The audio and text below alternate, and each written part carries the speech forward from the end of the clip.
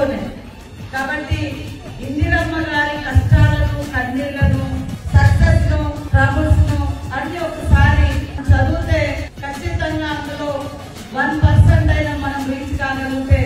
success గా మన జీవితాలలో, రాజకీయంలో గాని, సొసైటీ డెవలప్మెంట్ లో గాని, ఏ రంగంలో అయినా రాణించగలుగుతాం అనడానికి మన పాత